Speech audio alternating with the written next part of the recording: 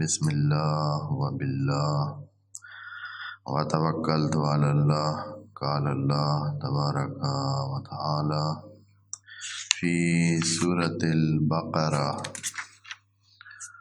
آیت نمبر 87۔ بسم اللہ الرحمن الرحیم۔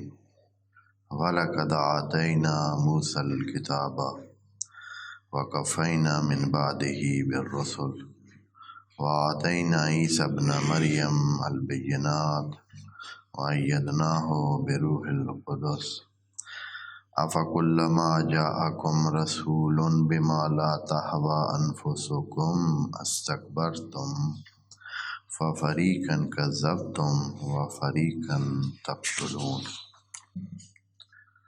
وَقَالُوا قُلُوبُنَا غُلْفٌ بَل لَّعَنَهُمُ اللَّهُ بِكُفْرِهِمْ فَقَلِيلًا مَا يُؤْمِنُونَ۔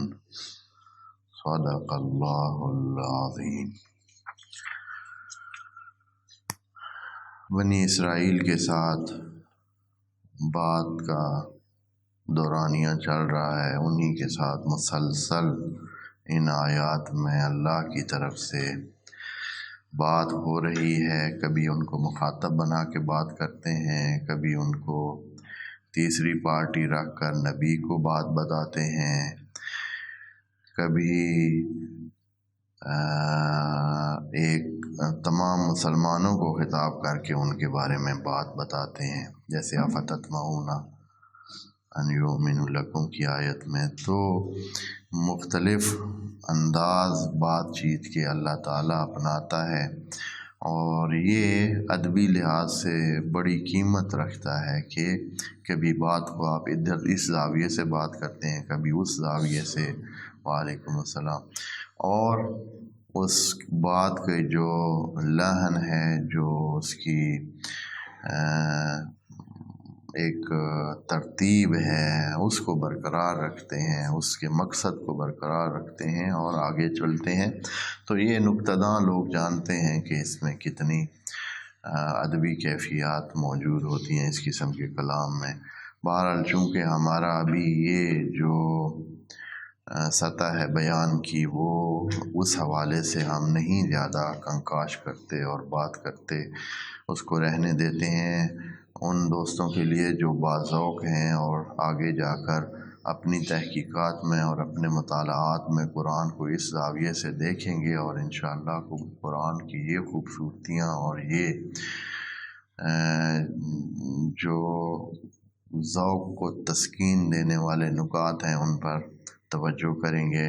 علم معانی بیان ابھی آپ دوستوں میں سے کسی نے نہیں شروع کیا کہ یہاں ابھی وہ سطح نہیں ہے ہماری جو عام مدارس میں ہوتی ہے۔ یہ ذرا آگے جا کر علم معانی بیان ہوتا ہے، اس میں بڑے دلچسپ انداز میں ایک ایک آیت کو لے کر، مثلا کسی آیت کو لے کر پھر اس میں بتاتے ہیں کہ اس میں کیا نکات ہیں جو عام بندے کو تو توجہ ہی نہیں ہوتی ہے کہ یہ اس میں یہ چیزیں ہیں۔ جیسے شعر ہے، مثلا ابھی شعر کا کسی کو کیا پتہ لگتا ہے کہ یہ کس فاعل فاعلان تفعلین یفعلین تفعلات یہ ان میں سے کس وزن پر ہے یا کس طرح ہے، یا یہ شاعر ہی ان چیزوں کو جانتے ہیں کہ اس میں کیا کیا وہ موڑ جو ہے ادبی موڑ اس میں رکھے گئے۔ تو بہرحال یہ جو کلام آپ آیت نمبر 40 سے سنتے آ رہے ہیں اور پڑھتے آ رہے ہیں، تو کتنے اس میں مختلف زاویے تبدیل کر کے درمیان میں تبصرے بھی موجود ہیں، ہر قسم کی گفتگو آتی رہی ہے۔ اب جو ہے جو ترتیب اور سیکوینس اس کا چل رہا ہے، اس میں بات ہو رہی ہے یہود سے جو مکہ مدینہ میں موجود ہے، مدینہ میں، کیونکہ یہ سورہ بقرہ مدینہ میں نازل ہوئی ہے، تو انہی سے بات چیت ہو رہی ہے اور ان کو مخاطب کر کے اب اگلی بات جو ان کو بتائی جا رہی ہے، یہ باتیں جو قرآن میں بتائی جا رہی ہیں، نبی کی زبانی بتائی جا رہی ہیں، یعنی نبی ان کو یہ الہامی اور وحی کے ذریعے آنے والے آیات ان کے سامنے رکھتا ہے تو ایک قسم کی یہ بھی ساتھ بتانا ہوتا ہے کہ ہمیں وہ چیزیں، وہ تاریخ، وہ سارا سلسلہ کتاب کا جو آپ کے پاس معلومات ہیں وہ ہمارے پاس موجود ہیں. یعنی اس کے ذریعے یہ بھی ساتھ بتاتے ہیں کہ یہ جو سلسلہ ہے یہ بھی الہی ہے، یہ جو سلسلہ ہے یہ بھی الہی ہے. یعنی چونکہ ان کو پہلے سے معلومات ہیں اور یہ جو معلومات دے رہے ہیں تو یہ اس کے موافق جب نکلتی ہیں تو ان کے لیے ایک تصدیق بن جاتی ہے. وعلیکم السلام. یہ ان کی باتوں کی تصدیق بھی ہے اور ان کی طرف سے اپنی باتوں کی یا اپنی حقانیت کی تصدیق لینا بھی ہے، دو طرفہ چیز بن جاتی ہے. یعنی ادھر سے جب آپ کسی کے گھر کی بات بتاتے ہیں، کسی کو جو معلوم ہے، جو ان کے سلسلے کی بات ہے، جو ان کو صرف معلوم ہے اب تک اور کسی کو معلوم نہیں ہے، جب ان کی بات آپ کھل کر بتاتے ہیں تو اس کو بھی پتہ چلتا ہے کہ یہ بھی ان تمام ماجرا کو جانتا ہے جس کو ہم جانتے ہیں. تو پھر اس کو پتہ چلتا ہے کہ اس کا بھی وہاں رابطہ ہے جس سے ہمارا رابطہ ہے. تو یہ قرآن جو ہے یہ اس بیان کے ذریعے اپنی بھی تصدیق کر لیتا ہے اور ان کی بھی تصدیق کرتا ہے کہ جو کچھ آپ کے پاس آیا ہے وہ بھی ٹھیک ہے، اور جب آپ کے پاس آیا ہوا ٹھیک ہے تو پھر جو یہ ہے یہ بھی اللہ کی وحی ہے. اور اس طرح تو یہ بات آپ جو آئی ہے یہ کہہ رہے ہیں. آیت نمبر 87 میں فرما رہے ہیں وَلَقَدْ آتَيْنَا مُوسَى الْكِتَابَ، ہم نے دی جناب موسیٰ علیہ السلام کو کتاب. پھر یہ تو ہو گیا ایک سٹیپ. پھر اس کے بعد وَقَفَّيْنَا مِن بَعْدِهِ بِالرُّسُلِ، صرف اتنی بات نہ ہوئی بلکہ ان کے بعد پھر ہم نے مسلسل کفین یعنی کفا یعنی یہ پشت کو کہتے ہیں، یعنی پشت بے پشت، پے در پے، یک کے بعد دیگرے ہم رسول کو بھیجتے رہے. یعنی یہ بھی کہنا چاہتے ہیں کہ اسی قوم میں، قوم یہود میں بہت سارے رسول آئے یک کے بعد دیگرے. وَقَفَّيْنَا مِن بَعْدِهِ بِالرُّسُلِ، جو کہ جناب عیسیٰ تک. وَآتَيْنَا عِیسَىٰ ابْنَ مَرْیَم الْبَیِّنَاتِ، اور آپ کے جو آخری نبی آپ کی اس پٹی میں ہم نے نازل کیے ان میں جناب عیسیٰ علیہ السلام تھے. اور جناب عیسیٰ کو تو ہم نے بہت ساری نشانیاں اور بینات دے کر بھیجا تھا. وعلیکم السلام. جناب عیسیٰ کو اکیلے نہیں بھیجا تھا، بہت ساری بینات، بہت سارے سلسلے سے. یہ تھوڑی سی ترتیب پھر سے ایک دفعہ ذہن میں رکھ لیں. جناب ابراہیم کی اولاد میں جناب اسماعیل اور جناب اسحاق تھے. جناب اسحاق کے بیٹے تھے جناب یعقوب، ایک لائن. دوسری لائن جناب اسماعیل کی تھی. جو جناب اسحاق کی اور جناب یعقوب کی لائن تھی اس میں جناب یوسف، ان کے 12 بھائی، اور اس میں سے پھر آگے چل کر جناب موسیٰ، جناب ہارون، اور پھر جناب یوشع، اور پتہ نہیں آگے بہت سارے انبیاء، اور آخر میں جناب عیسیٰ. جناب عیسیٰ تک یہ لائن چلی اور یہاں آ کر ختم ہو گئی. دوسری لائن جناب اسماعیل والی وہ کافی عرصہ تک خالی رہی. ان کی ذریہ میں سے باقی افراد وہاں رہے لیکن ان میں نبی نہ آیا. تبھی یہ جو ہے اپنے ان چچا زاد بھائیوں کو کیا کہتے تھے، اپنے کزنس کو کیا کہتے تھے، امی کہتے تھے کہ ہماری پٹی میں کتابیں اور دین آ رہا ہے، اور جو آپ کی پٹی ہے، جو اسماعیلی پٹی ہے، اس میں وہ جو اسماعیلی لائنیج ہے اس میں کوئی کتاب نہیں ہے اور کوئی نبی نہیں ہے. لیکن ان کو یہ پتہ تھا، ان کی تورات میں یہ لکھ دیا کہ اس میں آنا ہے، اس میں ایک نبی نے آنا ہے. اور وہ جو ہے ادھر آخر میں جو یہ نبی ہیں یہ وہی ہیں، اس لائن میں آ گئے۔ شاید یہ لوگ خیال کر رہے تھے کہ ابھی جو ہے نبوت کا سلسلہ اسی میں آنا ہے، ہماری لائن میں ہی آنا ہے، اس لیے کہ شاید اس کتاب میں جو ان کی تورات میں یہ وضاحت نہ موجود ہو کہ وہ کس اس سے ہوگا، ان کا ترتیب جو ہے آیا اسی لائن میں ہوگی یا اس لائن میں ہوگی۔ تو اب جب نبی آئے تو اگلی آیات میں یہ بات ہے کہ انہوں نے ضد لگا لی، کہا کہ اگر اس طرح ہے تو ہم مانتے ہی نہیں ہیں، اگر آپ نے جو ہے ہمارے چچا زاد بھائیوں کی لائن میں نبی بھیج دیا ہے، کتاب ان کو دے دی ہے، تو ہم سرے سے مانتے ہی نہیں ہیں۔ یہ ذہنیت دیکھیں، آگے اسی قرآن میں ہے یہ بات کہ اس طرح وہ کہیں گے۔ تو اب جو ہے اللہ تعالیٰ ان کو فرما رہا ہے کہ ہم نے جناب موسیٰ کو کتاب دی، پھر اس کے بعد کئی رسول بھیجے، اور اس کے بعد آخر میں، یہ آخر یہاں نہیں لکھا ہے لیکن ہمیں پتہ ہے کہ جناب عیسیٰ اس پٹی کے آخری نبی تھے۔ اس میں درمیان میں جناب زکریا، جناب یحییٰ، پتہ نہیں بہت سارے جو ہے وہ انبیاء کا ایک سلسلہ اتنا زیادہ ان کے پاس اللہ نے بھیجا ہوا تھا کہ لیکن یہ لوگ پھر بھی انبیاء کے ہوتے ہوئے بھی اپنی طرز چلاتے تھے اور ان کی کم ہی مانتے تھے۔ وَآتَيْنَا عِیسیٰ ابْنَ مَرْیَمَ الْبَیِّنَاتِ، اور آخری جو اس لائن میں نبی قرار دیے گئے بنو اسحاق میں یا بنو یعقوب میں یا بنو اسرائیل میں، تو وہ جناب عیسیٰ تھے علیہ السلام، اور ان کو بینات دیے گئے۔ اور واضح ہے کہ جناب عیسیٰ کی پیدائش سے بینات شروع ہوتی ہیں اور ان کی ارتفاع آسمانی تک بینات ہی بینات ہے۔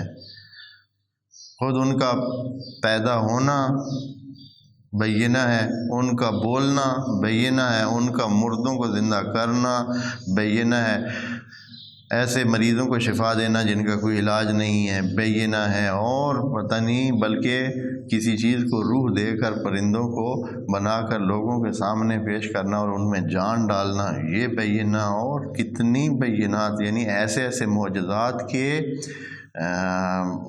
یعنی عام انسان اگر ہوں تو وہ تو جھک جائیں اور یہی کہیں کہ جیسے کہ بعض نے ان کو ہی خدا سمجھ لیا تھا، اتنی زیادہ ان کو معجزات ملے اور اتنی بینات اور اتنی نشانیاں جو واضح کرنے والی نشانیاں تھیں حضرت عیسیٰ، جناب عیسیٰ کے پاس، کہ کئیوں نے تو یہی سمجھا کہ یہ تو کوئی عام بندہ کر ہی نہیں سکتا، یہ تو خدا سے ہٹ کر کوئی نہیں کر سکتا ہے کہ ان مریضوں کو شفا دے جو ناقابل علاج تھے، یا یہ ہے کہ کسی بے روح چیز میں ایسے پرندے کا جو ہے مٹی کا ایک ڈھانچہ بنا ہوا ہو اور اس میں روح پھونکی جائے اور وہ جو ہے زندہ ہو کر اڑنے لگ جائے۔ تو یہ چیزیں انہونیاں تھیں جو جناب عیسیٰ کے ہاتھ سے ہوئیں، تو کئی لوگوں نے ان کو خدا ہی مان لیا۔ انسان ہے تو یہی کہ مانے تو جسے مرضی ہے مان جائے، اور نہ مانے تو اللہ کو بھی نہ مانے، اتنا بدبخت ہے۔ تو اللہ کی نشانیاں ان کو دیں، وَأَيَّدْنَاهُ بِرُوحِ الْقُدُسِ، اور ہم نے تائید دی جناب عیسیٰ علیہ السلام کو روح القدس کی۔ یہ تھوڑا سا دھیان والی بات ہے، یہ بات توجہ کریں انشاءاللہ۔ جو دوست ذوق رکھتے ہیں، اگر یہ باتیں آپ تھوڑی بہت بھی اپنے پاس رکھ لیں اور سمجھ لیں تو یہ آپ کو نہیں ملیں گی۔ کسی سے بات کریں گے بھی تو کسی کو اتنا پتہ بھی نہیں ہوگا، کیونکہ اس سائڈ پہ زیادہ تر کسی نے مطالعات کیے ہی نہیں ہیں، سوائے چاند کے۔ یہ میں نہیں کہہ رہا ہوں کہ اب بالکل ہی ناپید ہیں، ایسے نہیں ہیں، لیکن بہت بہت بہت نادر لیول پر۔ عرض کروں آپ دوستوں کی خدمت میں کہ اللہ نے جو انسانوں کو بھی روح دیا ہے، باقی بھی کئی چیزوں میں روح ہے، انسانوں میں روحوں کی اقسام ہیں، ہر انسان کو ایک روح ملا ہوا ہے۔ حیوانات میں بھی روح ہے، لیکن فرق یہی ہے درجات کا ہے، روحوں کے درجات ہیں۔ حیوانات کو بھی ایک روح ملتا ہے، وہ ایسا روح ہوتا ہے جو ناقابل ترقی ہوتا ہے، ناقابل تنزلی ہوتا ہے، ایک فکس قسم کا روح ہے۔ حیوان اپنی حیوانیت سے مزید تنزل نہیں کر سکتا ہے کہ اب وہ ایسے کام کرے جس سے آپ اس کو حیوان کہنا ہی چھوڑ دیں۔ آپ جتنا بھی اس کو، وہ جتنے بھی اپنے دائرے سے ہٹ کے کام کرے گا تو آپ کہیں گے کہ یہ کوئی بہت اصلی حیوان ہے، ہاں، اس سے زیادہ کیا کہیں گے۔ تو حیوان کا درجہ فکس درجہ ہے اس کے روح کا، اس میں قابلیت نہیں ہے تکامل کی، بہتری کی۔ انسان کے روح میں اس سے بہتر انسان کا روح ہے، تبھی اللہ نے اس کو اپنی طرف نسبت دی ہے، وَنَفَخْتُ فِيهِ مِن روحی۔ حیوان کی زندگی تو اللہ کا ذکر ہی نہیں کیا، اس کو بس حیوان کیا ہے، بس زندہ ہے، اتنا اس کو ایک فکس قسم کا بہت ہی معمولی درجے کا روح اس کو دیا ہے۔ انسان کو روح دیا ہے من روحی، خوب یہ تو ہر انسان کے نصیب میں ہے، ہر انسان کو یہ نصیب ہوا ہے، لیکن اس میں تکامل کی گنجائش موجود ہے، لیکن یہ مکمل شدہ نہیں ہے، کسی درجے پہ فائز نہیں ہے۔ درجات پہ جانے کے لیے خود محنت کرنی پڑے گی اور باقی جا کر آگے کہیں ہوگا۔ لیکن جن کو خدا کریم اپنا مشن دیتا ہے، مشن والوں کو خاص قسم کے روحوں سے نوازتا ہے، جیسے کہ یہ روح القدس۔ روح کیا ہوتا ہے جی؟ روح کیا چیز ہے؟ ہاں، یسألونک عن الروح، قرآن میں ہے کہ لوگ آپ سے اے نبی پوچھیں گے کہ روح کیا چیز ہے، روح کے بارے میں پوچھیں گے۔ ہاں، قل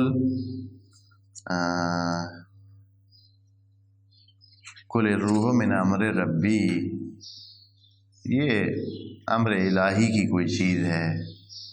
ہاں، وما اوتیتم من العلم الا قلیلا، آپ کو جو علم دیا گیا ہے وہ بہت کم ہے، روح کے بارے میں آپ کو کوئی پتہ بھی نہیں ہے، زیادہ معلومات نہیں ہے، اور حقیقت بھی ایسے ہے کہ ہمیں معلومات نہیں ہے روح کے بارے میں۔ لیکن روح کیا چیز ہے، ہم تھوڑی سی سمجھانے کے لیے عرض کر رہا ہوں، روح کیا چیز ہے۔ یہ جو روح کا ذکر قرآن میں ہے، روح جو حیوان میں بھی ہے، روح جو انسان میں بھی ہے، روح جو یہ جناب عیسیٰ کو خصوصی طور پر دیا گیا، اور پھر اس سے ہٹ کر کہا گیا ہے کہ قرآن بھی روح کے ذریعے نازل ہوا ہے، روح القدس کے ذریعے نازل ہوا ہے، یعنی روح القدس کوئی تو دوستو روح ایک انجن ہے، زندگی کا انجن ہے، خود بھی چلتا ہے، اگر اس کو کسی ڈھانچے میں لگا دیں تو اس ڈھانچے کو بھی چلاتا ہے، خود علیحدہ بھی اس کا وجود ہوتا ہے، وہ خود سے بھی کوئی ایک چیز ہے، خود سے بھی ایک انجن ہے، وہ کام کر سکتا ہے، خود سے بھی چل سکتا ہے۔ جیسے کہا کہ تنزل الملائکۃ والروح، ملائکہ نازل ہوئے اور روح نازل ہوا، یا تنزل کیا انہوں نے، اور ادھر روح کو علیحدہ چیز قرار دے دیا، یعنی صرف اکیلے میں خود سے وجود رکھتا ہے، خود سے بھی وہ ایک حیثیت رکھتا ہے۔ اور یہاں جو ہے کہا کہ جناب عیسیٰ کو جو روح دیا گیا وہ کون سا تھا؟ روح القدس، روح القدس تھا۔ انبیاء کو خاص قسم کا روح دیا گیا ہے، روح کی تائید دی گئی ہے، یعنی روح بھی ان کو ایسا دیا گیا ہے جس میں یہ ساری اس لیے کہ روح جب تکامل کے مراحل طے کر لیتا ہے تو پھر خلافت کے مراحل ہوتے ہیں جو طے کرتا ہے، خلافت کے مراحل طے کرتا جاتا ہے تو اس میں وہ ساری صفات پیدا ہوتی جاتی ہیں جو اللہ کی ہیں، جو اللہ کی صفات ہیں وہ اسی روح میں آتی ہیں، تو یہ کیا ہو جاتا ہے؟ روح القدس، قدسیت اس کا خاصہ ہے، اللہ کا خاصہ ہے قدسیت۔ تو جس روح میں یہ قدسیت پائی جاتی ہے تو وہ قدسیت کیا ہے؟ قدسیت یعنی صفات الہیہ اس میں پائی جاتی ہیں۔ تبھی تو جناب عیسیٰ اللہ شافی ہے، جناب عیسیٰ شفا دے رہے ہیں۔ اللہ ہے ہی ہے، محیی ہے، جناب عیسیٰ لوگوں کو زندہ کر رہے ہیں۔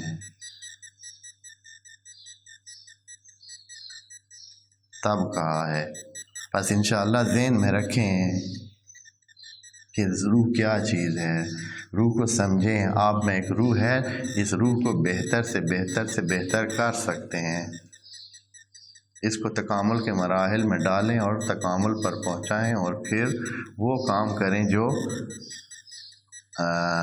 خدا کریم نے انسانوں کو خلافت کے طور پر دیے ہیں۔ تبھی تو جنت میں جنتیوں کا جو سب سے اعلیٰ درجہ ہوگا، بہتر درجہ ہوگا، وہ ہوگا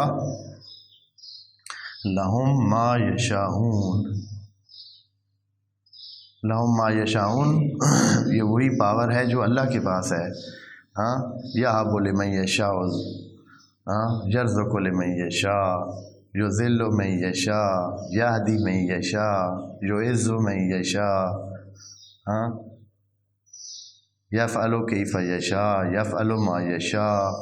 یعنی اللہ کے پاس یہ قدرت اور طاقت ہے کہ وہ جو چاہتا ہے کرتا ہے۔ یہی چیز جنتیوں کے بارے میں قرآن میں درج ہے کہ جنتیوں کو باقی ساری چیزیں بھی ملیں گی، اور لہم ما یشاء، جو چاہیں گے وہ ہوگا، جو چاہیں گے وہ ہوگا۔ تو پھر اس کا مطلب یہ ہے کہ وہ قدسیت کا وہ لیول، وہ صفات کا وہ لیول جو انسان کی حد تک انسان میں ہو سکتا ہے، ان کو جنت میں نصیب ہوگا، جنتیوں کو، خاص قسم کی جنتیوں کو نصیب ہوگا۔ تو یہاں فرما رہے وَأَيَّدْنَاهُ بِرُوحِ الْقُدُسِ، پس روح جو ہے وہ درجات رکھتا ہے۔ اس چیز کو سمجھیں، بڑی دلچسپ بات ہے روح کی کہانی۔ لیکن وَمَا أُوتِيتُم مِّنَ الْعِلْمِ إِلَّا قَلِيلًا، آپ کو علم بہت کم دیا گیا ہے۔ تو اے اللہ بس ہم اسی پر گزارا کر لیں، کم علم ہے۔ اس سائڈ پہ کسی نے تحقیق ہی نہیں کی، اس سائڈ پہ کوئی گیا ہی نہیں، اس سائڈ کو کسی نے چاہا ہی نہیں ہے۔ اللہ نے تمہیں بتا دیا کہ آپ کو دیا گیا کم ہے۔ اوتیتم صیغہ مجہول ہے، جو آپ کو دیا گیا ہے علم وہ بہت کم ہے، تو پھر کیا کریں اللہ؟ انسان کی تو تڑپ ہے، انسان تو چاہتا ہے زیادہ علم حاصل کرے۔ اگر تڑپ ہوتی تو انسان کو دیا جاتا، لیکن تڑپ ہے ہی نہیں۔ روح تو بہت گہرائی کا علم ہے، ہمیں تو عام علم کی بھی تڑپ نہیں ہے تڑپ بھائی؟ مثال کے طور پر ہم سارے طالب علم بیٹھے ہیں تو ہمیں کتنی تڑپ ہے؟ ہاں جی،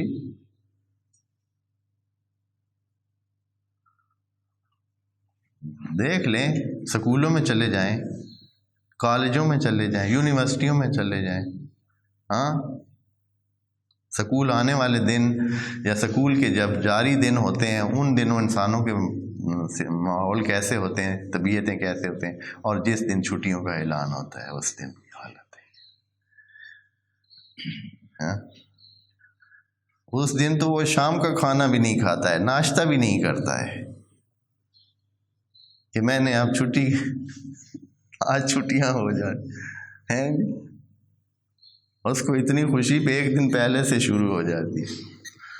تو یا ویسے جب یہ پتہ چلے کہ آج ٹیچر نہیں آئے ہیں مثلا، تو کتنی خوشی ہوتی ہے۔ خوب اگر افسوس ہوتا نا کہ ہماری زندگی کا ایک دن ضائع ہو رہا ہے، آج جو ہم نے علم حاصل ہونا تھا وہ نہیں ہوگا، تو پھر جب یہ تڑپ نہیں ہے نا تو اللہ نے بھی آگے بڑھایا نہیں ہے، لیکن ساتھ کہہ دیا کہ اگر کسی کو چاہیے ہے علم تو کیا کرے؟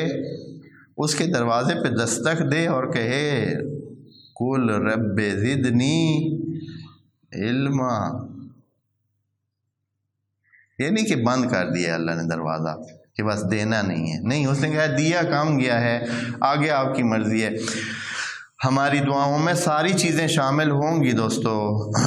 پوری دنیا کی، عالم اسلام کی دعا لے لیں، بڑی بڑی مساجد میں ہونے والی دعائیں جو ہے وہ ٹی وی پہ اور نیٹ پہ ڈائریکٹ لگی ہوئی ہیں، سب دعاؤں کو آپ دیکھ لیں، ساری چیزیں ہوں گی، مانگی گئی ہوں گی، ہر چیز مانگی گئی ہوگی، رزق سے لے کر، اولاد سے لے کر، صحت سے لے کر، معاشرے کی خرابیوں کو دور کرنے سے لے کر پتہ نہیں کیا کیا، لیکن صرف جو چیز اس میں نہیں ہے وہ ایک ہی ہے، اور وہ ہے کہ اے اللہ ہمارے علم میں اضافہ فرما۔ نہیں ہے، سن لیں، ادھر سے اللہ نے نبی کو حکم دیا ہے کہ قل رب زدنی علما، اور اپنی طرف سے ایسے نہیں، جو اس نے دینا تھا وہ دے دیا، اس کے بعد بڑھانا ہے تو اس کے دروازے پہ دستک دیں، رات کو آدھی رات جاگیں اور دستک دیں، پھر کچھ نورانیت اور قدسیت حاصل ہو سکے گی۔ خوب انشاءاللہ سمجھے ہیں یہ جو روح کی باتیں جب قرآن میں ہوں گی تو دھیان سے دیکھیں کہ روح کی جہاں جہاں بات ہوئی ہے اس کو تھوڑا سا توجہ سے دیکھیں۔ ابھی آپ ان کتابوں میں دیکھیں گے کہ آپ کو یہ باتیں اس طرح نہیں میسر آ سکیں گی۔ میں اگر آپ کہتے ہیں تو تھوڑا سا آپ کو جو روح کے بارے میں، یہ میرے پاس ایک تفسیر سامنے ہے جو اس آیت کے اس روح القدس کے حوالے سے بات لکھی ہوئی ہے، میں آپ کو پڑھ کے سناؤں تو آپ کہیں گے کہ اس سے پتہ نہیں کیا ملتا ہے آپ کو۔ دیکھیں روح القدس کی اس میں وضاحت میں لکھا ہوا ہے، قدس پاکیزگی، قدس پاکیزگی یعنی ہر نقص سے پاک ہونا، چنانچہ اللہ تعالیٰ کے اسماء الحسنہ میں قدس بھی ہے۔ اس آیت میں روح القدس سے مراد جبرائیل یا کوئی اور مقرب فرشتہ ہے۔ اللہ اللہ خیر صلی، بس میں نام نہیں لیتا ہوں تفسیر کا، یہی حال ہے، باقی بھی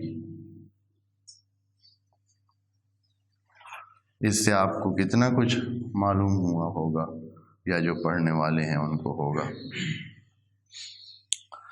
ایک تھوڑی سی آگے وضاحت لکھی ہے، مخفی نہ رہے کہ روح القدس کا اس تثلیث مقدس سے کوئی تعلق نہیں جو مسیحی نظریہ ہے۔ نیز حضرت خاتم الانبیاء علیہ الصلوۃ کے بارے میں یہ بات ثابت ہے کہ آپ جبرائیل علیہ السلام کے محتاج نہ تھے بلکہ وہ آپ کے خدمت گزار تھے۔ بعض مفسرین کے نزدیک روح القدس سے مراد ایک ایسی غیبی طاقت ہے جو کم و بیش تمام مومنین میں ان کے ایمانی درجات کے مطابق موجود ہوتی ہے۔ البتہ حضرت عیسیٰ میں یہ طاقت بدرجہ اتم موجود تھی اور انہیں ہمیشہ اس کی تائید حاصل تھی۔ یہ مکمل ساری بات ہے جو روح القدس کے بارے میں یہاں لکھی ہوئی ہے۔ بہرحال دیکھ لیں آپ انشاءاللہ، اس پر تحقیق کریں۔ ابھی آپ کو تو نفس کی پہچان چاہیے، روح کی پہچان چاہیے، قلب کی پہچان چاہیے، عقل کی پہچان چاہیے، علم کی پہچان چاہیے، شعور کی پہچان چاہیے۔ یہ سارے جملات الفاظ موجود ہیں قرآن میں، لا یعلمون ہے، یعلمون ہے، یاقلون ہے، لا یاقلون ہے، یشعرون ہے، لا یشعرون ہے۔ یہ مراحل ہیں، سلسلے ہیں، نفس کا ذکر ہے، قلب کا ذکر ہے، روح کا ذکر ہے۔ یہ کیا چیزیں ہیں؟ یہ انسان میں ہیں، ساری چیزیں یہ انسان کے ساتھ وابستہ ہیں۔ کیا ہیں یہ چیزیں؟ انشاءاللہ آپ مطالعات کریں گے اور ان پر پہنچیں گے انشاءاللہ اگلے اس میں۔ تو آگے کہتے ہیں کہ بنو اسرائیل کو یادآوری ہو رہی ہے کہ ہم نے جناب عیسیٰ کو بینات دیں اور اس کی تائید اور تقویت کے لیے روح القدس کو بھیجا تھا۔ اب ان کو تھوڑا سا یہ کہ انہوں نے کیا کیا کو ذکر نہیں کرتے ہیں، بلکہ اس پر اپنا جو رد عمل ہے وہ دیتے ہیں۔ افکلما جاءکم رسول، اے بنو اسرائیل آپ کا وتیرہ یہی رہا ہے کہ جب بھی کوئی رسول آتا، جیسے جناب عیسیٰ آئے تھے، جناب زکریا موجود تھے ان کے ہاں، جناب زکریا کو انہوں نے حتیٰ اپنے لیول کا ایک درجہ دار بھی نہیں قرار دیتے تھے، نبی تھے لیکن یہ اہل یہود ان کو اپنے ساتھ ایک اس کلیسا کا یا اس چیز کا ممبر سمجھتے تھے، بس اتنی ان کی بات مشکل سے سنتے تھے۔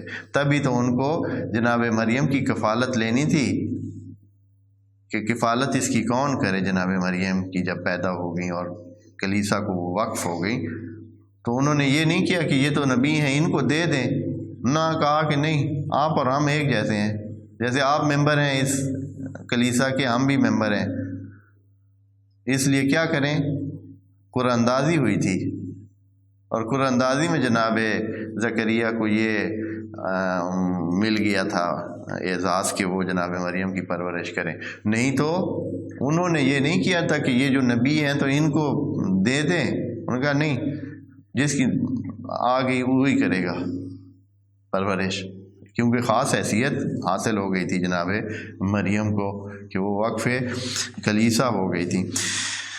تو میں یہ کہہ رہا ہوں کہ انہوں نے بالکل بھی کوئی اہمیت ہی نہیں دیتے تھے رسولوں کو، اس لیول کی کہانی تھی۔ افکلما جاءکم رسول، اے بنو اسرائیل، جب بھی آپ کے پاس کوئی رسول آتا ہے، بما لا تہوی انفسکم، اور لے آتا ہے ایسی چیز جو آپ کے من کے مطابق نہیں ہوتی، جس کو آپ پسند نہیں کرتے ہیں، آپ کے جو بنے بنائے پہلے سے فریم ہیں، جو پہلے سے آپ نے اپنے سلسلے بنائے ہوئے ان کو مطابق نہیں ہوتا، تو آپ کیا کرتے ہیں، استکبار کرتے ہیں۔ وہ کہتے ہیں کہ بھائی ہمیں نہیں چاہیے، ہم ٹھیک ہیں، ہم جو خود کر رہے ہیں نا وہی بہتر ہے، آپ اپنا دین رکھیں اپنے پاس، جو ہمارے پاس پہلے سے موجود ہے وہی ٹھیک ہے، جو ہم کر رہے ہیں وہی ٹھیک ہے، آپ کی بات ہم نے ماننی نہیں۔ وجہ، اگر آپ اپنے دین کو ہمارے مطابق بناتے ہیں، جو ہم کر رہے ہیں، جو ہم چاہتے ہیں، تو پھر تو بات چلے گی، پھر آپ ہمارے دین پہ آ جائیں اور ہماری لائن میں آ جائیں اور ہم اکٹھے چلیں گے۔ جو اگر آپ اپنا دین الہی اور اسی طرح جس طرح آسمانی رکھنا چاہتے ہیں، جس طرح آپ بیان کر رہے ہیں، جو ہمارے اس طیف کے ساتھ اور ہماری طرز زندگی کے ساتھ نہیں جوڑ کھاتا، تو پھر آپ وہ استکبار کرتے تھے، مانتے ہی نہیں تھے، کبریائی دکھاتے تھے۔ پھر کیا کرتے تھے، کبریائی کے نتیجے میں دو کام کرتے تھے، فَفَرِيقًا كَذَّبْتُمْ، ایک تھے جو صرف تکذیب کرتے تھے، مانتے نہیں تھے، جھٹلاتے تھے، کہتے تھے تم جھوٹے ہو، ہم تمہیں نہیں مانتے ہیں، اپنے دین کو لے کے کسی اور جگہ چلے جاؤ، جیسے مرضی کرو، ہمیں نہ تنگ کرو۔ اور کچھ تھے جو باقاعدہ جنگ پر تل جاتے تھے، وَفَرِيقًا تَقْتُلُونَ، اور کچھ تھے جو وہ صرف اس حد تک کہ تکذیب کرتے اور کہتے کہ ٹھیک ہے تم اپنا کام کرو، ہم اپنا کام کرتے ہیں، کہ بات کرنی ہو کہتے تھے کہ ہم آپ کو چھوڑیں گے نہیں۔ اور پھر جناب عیسیٰ کے ساتھ بھی یہی کیا۔ جناب عیسیٰ اتنے معجزات لانے والے پیغمبر کہ کچھ لوگوں نے ان کو خدا مان لیا تھا، اپنے زمانے میں بھی مان لیا تھا، اپنے زمانے میں بھی مان لیا تھا ان کو کچھوں نے، ان کے اتنے معجزات تھے۔ تو ان لوگوں نے مانا تو نہیں تھا اپنی جگہ، یہ ان کو پھانسی پہ، صلیب پہ لٹکانے کے لیے تیار ہو گئے تھے۔ صلیب پہ آپ جانتے ہیں، صلیب پہ لٹکانے کا پرانے زمانے میں یہی معنی ہوتا تھا، ایک لمبی ساری لکڑی لیتے تھے کھجور کی یا کسی لمبی ساری، اور اس کی ایک اس طرح کبھی اس پر کانٹے کی طرح ایک جو ہے لکڑی اس طرح لگاتے تھے، ایک لمبی لکڑی ایسے، ٹھیک، اب اس میں جو ہے نا بندے کو ایسے کھڑا کر کے، لوہے کے کیل ان کے پاس ہوتے تھے، ایک اس بازو میں، ایک اس بازو میں، ایک سینے میں، ٹانگوں میں، کھپو کے ادھر بندے کو ٹانگ دیتے تھے، لٹکا دیتے تھے، اور پھر بندہ ادھر دھوپ میں سوکھتا رہتا۔ اور یہ کام مار کے نہیں کرتے تھے، کیل جو اندر انسان کے جسم میں لگاتے تھے۔ خدا کی پناہ ہے کہ اس اذیت ناک انداز میں انسانوں کے ساتھ برتاؤ ہوتا تھا۔ بہرحال ہوا ہے کتنے انسانوں کے، تو انہوں نے اپنی طرف سے جناب عیسیٰ کو بھی یہی، اور آج تک یہ ان کی صلیب آپ نے دیکھی ہے نا، ہمارے قرآن نے تو آ کر کہہ دیا کہ عیسیٰ کو آسمانوں میں اٹھا لیا ہے، لیکن جو مسیحی اور عیسائی ہیں وہ اس خیال کرتے ہیں کہ واقعاً صلیب پہ ان لوگوں نے ان کو لٹکا دیا تھا. تبھی تو یہ صلیب آپ دیکھتے ہیں نا، عیسائی ہوگا تو اس کے گلے میں کیا ہوگی؟ وہ صلیب ہوگی. وہی صلیب یعنی ایسے وہ جو اس طرح کی علامت ہوتی. اور یہ علامت بہت ساری چیزوں پہ ہے. آپ کی دواؤں کی بہت ساری ان پر بھی یہ بنی ہوئی ہے. بہت ساری کمپنیاں ہیں ان کی اس پر بنی ہوئی ہے. کبھی توجہ جو نہیں کی ہے، پتہ ہی نہیں ہے نا کہ یہ کیا علامت ہے. یہ جو انٹرنیشنل ایک جیسے ہمارے ہاں ہلال احمر ہے، ان کے ہاں ایک کیا ہے، ریڈ کریسنٹ کے نام سے ہے. ریڈ کریسنٹ اسی کو ریڈ کریسنٹ تو یہ ہے ہماری ہے، وہ ان کی ہے ریڈ، وہ بھی ریڈ ہی ہے. اس کا نام سلیب کے نام سے جو ہے نا، وہ جو سلیب کا انگریزی میں لفظ ہے میرے ذہن سے اٹھ گیا ہے، تو وہی انہوں نے اس کی جگہ ہم نے ریڈ کریسنٹ، مسلمانوں نے پھر ریڈ کریسنٹ بنایا، یعنی ہلال احمر. کریسنٹ ہلال کو کہتے ہیں. تو ریڈ کریسنٹ ہے، اور ان کا جو ہے وہ ریڈ کیا تھا جی، ایک بار اس کا بھی ریڈ ہی تھا. وہ بھی یہ انسانی مدد کی ایک فلاحی تنظیم ہے. تو آفاکلما جاءکم رسول بما لا تہوی انفسکم، اگر کوئی بھی رسول لے آتا وہ چیز جو آپ کے دلوں کو پسند نہ ہوتی تو استکبرتم، آپ استکبار کرتے تھے. اور استکبار کس طرح کرتے تھے؟ ففریقاً کذبتم، ایک فریق جھٹلاتا تھا، وفریقاً تقتلون، اور آپ میں سے دوسرا فریق کیا کرتا تھا؟ قتل و غارت پر اتر آتا تھا اور مارا ماری شروع کر دیتا تھا. وقالو، اب اللہ پھر جو ہے نا ان سے بات کو ہٹا کر ان کو تیسری پارٹی بنا دیتا ہے، ان کے بارے بات کر رہا ہے. اب بات کس کے ساتھ کر رہا ہے؟ اب جناب نبی ہی خطیب مخاطب ہیں، اصلی مخاطب قرآن کے. بہت ساری باتیں ان کو خطاب کر کے کہی گئی ہیں. وقالو، وہ کہتے ہیں. کون؟ بنی اسرائیل. کیا کہتے ہیں؟ کہتے ہیں قلوبنا غلفن، ہمارے دلوں پہ ایمان کے غلاف چڑھے ہوئے ہیں. ہیں جی، وہ کہتے ہیں کہ آپ جتنی بھی باتیں ہمیں سنائیں نا، ہم نے نہیں سننی، ہمارے اندر آپ کی باتیں جاتی ہی نہیں، ہمارے دماغوں میں آپ کی باتوں کی گنجائش ہی نہیں ہے. کیوں بھائی؟ اس لیے کہ ہماری ان دماغوں پہ غلف ہوا ہے، غلاف لگا ہوا ہے. کس چیز کا غلاف لگا ہوا ہے؟ اس دین کا جو ہمارے اوپر آیا تھا، جناب موسیٰ کتاب کی صورت میں لائے تھے، ہم وہی دین لے کر پھریں. وہ ہمارا اتنا پہرہ دار ہے، ہمارے اوپر اس طرح فکس ہوا ہے کہ کسی اور دین کو، کسی اور بات کو، کسی اور کتاب کو اندر جانے ہی نہیں دیتا. ہم بہت پکے پیڑے کیا ہیں؟ توراتی ہیں، یہودی ہیں، یعنی وہ دین رکھتے ہیں جو جناب موسیٰ لے کر آئے تھے، وہی کتاب. تو یہاں خدائے کریم اللہ تعالیٰ اپنا تبصرہ ان کے اس روش پر یوں کرتا ہے کہ یہ غلط فہمی کا شکار ہے کہ ان کے دل اس ایمان سے لبریز ہیں، اس ایمان کا چڑھاوا ان کے اس پر چڑھا ہوا ہے، اور یہ کسی اور بات کو قبول نہیں کرتے. یہ بات نہیں ہے. اصل بات یہ ہے کہ یہ اللہ کی لعنت کا شکار ہے. اللہ کی لعنت ان پر ہوئی ہے، اور یہ اللہ کے دربار سے دھتکارے ہوئے ہیں، دور ہوئے ہیں، اور کوئی اچھی بات ان کے دل میں جانے کی گنجائش ہی نہیں ہے. یعنی ایسے ہی ہے جیسے اللہ نے دوسری آیات میں کہا ہے، طبع اللہ علی قلوبہم وعلی سمعہم وابصارہم غشاوہ، کہ ان کے دلوں کو ہم نے تالے لگا دیے ہیں، مہر کر دی ہے، اور ان کی سماعتوں اور ان کی بصارتوں پہ ہم نے پردے چڑھا دیے. کہ نہ کوئی بات ان کو سنائی دے گی نہ ان کو کوئی بات دکھائی دے گی۔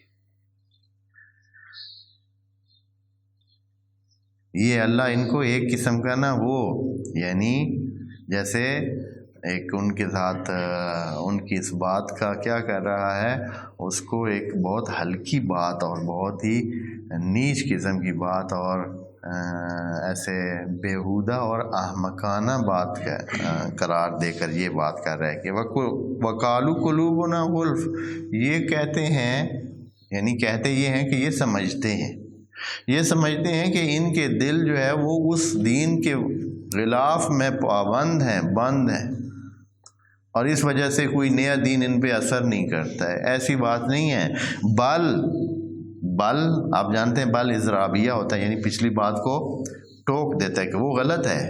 ایسے نہیں ہے کہ ان پر کوئی دین کا چڑھاوا چڑھا ہوا ہے، بلکہ کیا ہے، بل لعنہم اللہ بکفرہم، بلکہ اللہ کی لعنت ہے ان پر۔ یہ جو دوسرے ابھی جو دین الہی ہے اس کو قبول نہیں کر رہے ہیں، تو اس کی وجہ یہ ہے کہ اللہ کی ان پر کیا ہے، لعنت ہے۔ بل لعنہم اللہ بکفرہم، اے اللہ کیوں لعنت کر رکھی ہے آپ نے ان پر، کیوں ملعون ہو گئے۔ لعنہ یعنی دور ہوا،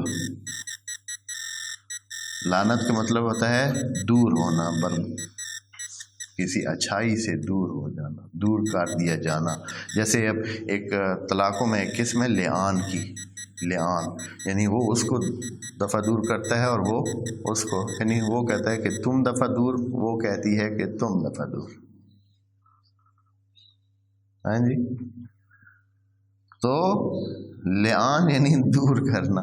تو اللہ فرماتا ہے کہ ان پر اللہ کی لعنت ہے، اور وہ بھی وجہ اس کی کیا ہے، بکفرہم، چونکہ یہ کفران نعمت کرتے ہیں، یعنی اتنے کافر ہیں، اتنی رسول ان پر بھیجے گئے ہیں، اتنی نعمتیں ان کو دی گئی ہیں، اتنا ان کو نوازا گیا ہے، اور یہ بدبخت کیا آگے سے جواب دے رہے ہیں کہ ہم نے اپنی مرضی کرنی ہے، ہم نے بندگی الہ نہیں اپنانی۔ فَقَلِيلًا مَا يُؤْمِنُونَ، پس نتیجہ یہ نکلے گا کہ یہ زیادہ مومن ہونے کی صورتحال ان کی بن نہیں سکے گی۔ فَقَلِيلًا مَا يُؤْمِنُونَ، کم یہ چانس ہے کہ یہ مومن ہوں یا ایمان کی طرف آ سکیں۔ وجہ کیا ہے کہ خوب جیسے دوسری آیات میں کہ طَبَعَ اللَّهُ عَلَىٰ قُلُوبِهِمْ، ان کے دلوں کو اللہ نے بند کر۔ یہ آیت بتاتی ہے دوستو، یہ آیت جو ہے نا ایک اور مطلب بھی بتا رہی ہے، وہ رمضان کے حوالے سے، ابھی رمضان میں ہم چل رہے ہیں تو رمضان کے حوالے سے اور نیکیاں اور اچھائیوں کے حوالے سے اور نمازوں کے حوالے سے اور روزوں کے حوالے سے بھی یہ بات دھیان رکھیں۔ اس میں ایک اور پوائنٹ ہے، وہ یہ ہے کہ یہ جو انسان اللہ کی بندگی سے دور ہو کر رہتے ہیں، جو نماز ہی نہیں پڑھتا ہے، جو روزے ہی نہیں رکھتا ہے، یا جو اچھائیوں کی طرف نہیں آتا ہے، دین کی بتائی ہوئی باتوں پر عمل نہیں کرتا ہے، تو یہ اپنی طرف سے کیا سمجھتا ہے، وہ اپنی جگہ پہ خوش ہوگا کہ کیا ہے، وہ بڑا ہی ریلیکس ہے، وہ بڑا ہی آزاد ہے، اس کو ضرورت نہیں ہے صبح خام خواہ جاگنے کی اور خام خواہ دن کو اپنا کام کاروبار چھوڑ کر نماز پڑھنے کی، اور رات کو بھی محفلیں چھوڑ کر کیا ہے، شام کو کیا کرے، محفلیں چھوڑے اور کدھر جائے، نماز کی طرف جائے اور پابندی کرے اور دھیان رکھے کہ اس کی نماز نہ لیٹ ہو جائے، یا اس سے کوئی خرابی نہ ہو جائے، یا اس کی سے کوئی جو ہے وہ کوتاہی نہ ہو جائے، اللہ کی نافرمانی نہ ہو جائے۔ ان چکروں میں کیوں پڑا رہے، آزاد رہے۔ وہ سمجھتے وہ آزاد ہے، وہ کہتا ہے کہ قلوبنا غلف، یا یہ ہے کہ میں آزاد ہوں، میں بڑے ریلیکس ہوں، میں تو، لیکن اس کو یہ نہیں پتا ہے کہ بل لعنہم اللہ بکفرہم، اللہ نے اس کو بگایا ہوا ہے، اللہ نے اس پر لعنت کی ہوئی ہے، اس کی نافرمانی، اس کی ناشکری، اس کے اس استکبار کی وجہ سے اللہ نے اس کو کیا کیا ہوا ہے، اس پہ لعنت کی ہوئی ہے، اس کو بگایا ہوا ہے، اس کو قریب ہی نہیں آنے دیتا ہے، اس کو تو موت آتی ہے۔ یعنی اگر مسجد کا نام لیا جائے، مسجد کی طرف جانا پڑے، نماز کی طرف، تو کتنا اس کے لیے مشکل ہوتا ہے۔ اگر اس کو کہیں کہ ادھر تم 100 ڈنٹ نکالو تو وہ کہے گا یہ بہتر ہے میں یہ 100 ڈنٹ نکالوں گا، لیکن یہ اگر اس کو کہیں گے آپ 2 رکعت نماز پڑھیں تو وہ اس کو مشکل لگے گا۔ ہاں، اور دوستو میں نے یہ بھی محسوس کیا ہے کہ جو لوگ کھیل کود کے لیے اور ایکسرسائز کے لیے اور یہ ادھر ادھر جاتے ہیں انہوں نے نوافل پڑھنا چھوڑ رکھے ہیں۔ کیوں؟ تھکے ہوئے جو ہوتے ہیں۔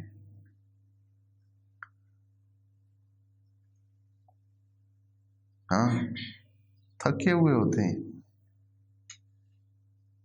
یہ نہیں پتا کہ یہ تو اللہ کے دربار سے دوری کی علامت ہے، اس نے بھگا دیا ہے، دفع ہو جاؤ۔ کوئی غلطی کی ہوگی نا، کچھ کیا ہوگا، یہ قطعی ہے آپ کی دربار میں حاضری مس ہو جائے گی، خراب ہو جائے گی، برباد ہو جائے گی اگر آپ نے پچھلے ٹائم میں کوئی ایسا کام کیا ہے جو ناپسندیدہ ہے، نافرمانی، وہ آپ سے حتماً چھین لے گا، آپ کی نماز دیر کرا دے گا، آپ کی نماز جماعت میں نہیں ہو سکے گی، جماعت میں ہوئی تو وہاں آپ ادھر موجود نہیں ہوں گے، شیطان آپ کے ساتھ کھلواڑ ادھر ہی کر رہا ہوگا۔ وجہ یہ ہے کہ اس سے پہلے آپ نے کچھ ایسا کام کیا ہے کہ اللہ نہیں چاہتا ہے کہ اس بدبختی کی حالت میں میرے سامنے تو آئے، اس لیے اس کے ساتھ مخاطب ہوتا ہی نہیں ہے، اس کو اس طرف آنے ہی نہیں دیتا ہے، یا تو سرے سے مسجد میں نہیں آنے دیتا ہے۔ وہ کوشش کرتا ہے کہ کوئی کام نکال کے ادھر ادھر ہو جائے اور نماز کے ٹائم میں ادھر نہ ہو۔ پکی بدبختی کی علامت ہے، یعنی یہ ہے کہ یہ لعن خدائی ہے۔ اب ضروری نہیں ہے کہ وہ اعلان کرے، وہ تو بتا رہا ہے کہ جو بھی اس طرح کرتا ہے ہم اس کے نتیجے میں یہ کرتے ہیں کہ اس کے دل پہ ایک خاص چڑھاوا چڑھا دیتے ہیں کہ بھائی وہ اسی میں خوش رہتا ہے کہ بھائی وہ جو ہے کچھ کام وہ بہت اچھا کام کر رہا ہے، وہ کوئی بہتر کر رہا ہے، دوسرے تو بیچارے کھڑے ہیں پھنسے ہوئے ہیں لیکن میرے پاس ادھر ادھر ہونے کا بہانہ ہے، میں تو چلیں۔ یا یہ ہے کہ دوسرے پڑھ رہے ہیں اور آپ بھی تو اللہ کے بندے ٹائم ضائع کر رہے ہیں، 5-10 منٹ اگر آپ نے اپنے اس بدن کو اللہ کی بندگی میں لگا لیا تو اس میں آپ کا فائدہ ہے، وہ 10 منٹ تو آپ کے ویسے بھی ضائع ہو رہے ہیں، وہ 5-10 منٹ جو آپ بیٹھے ہیں باقی لوگ نمازیں پڑھ رہے ہیں تو وہ تو ویسے ہی آپ کے ضائع ہو رہے ہیں، یا تو آپ اس سے کوئی فائدہ اٹھا رہے ہوں، زندگی کا وہ فائدہ اٹھا رہے ہوں، کوئی کام کر رہے ہوں، کوئی اور چیز میں مصروف ہوں، تو پھر تو آپ کہیں کہ چلے میں تو مصروف ہوں، کوئی کام کر رہا ہوں۔ لیکن جب آپ کی وہ زندگی کا 10 منٹ کا دورانیہ ضائع ہونا ہی ہے تو اس کو کسی کام میں لگا دیں، اللہ آپ کے لیے کتنے بھلے کر سکتا ہے دنیا میں اور آخرت میں۔ چلیں اس آیت سے بڑا درس لیں، بل لعنہم اللہ بکفرہم، یہ جو کہتے ہیں کہ ہم آزاد ہیں، ہم دور ہیں، تو یہ لعنت خدا کی وجہ سے ہے، فقلیلا ما یؤمنون، بس بہت کم ہی یہ حاصل کر پائیں گے اپنے اس وجود سے، اور یہ ایمان کی طرف ان کا آنا بہت ہی مشکل ہوگا۔ آیت نمبر 99 دیکھیں گے انشاءاللہ اگلی نشست میں۔ السلام علیکم ورحمۃ اللہ وبرکاتہ۔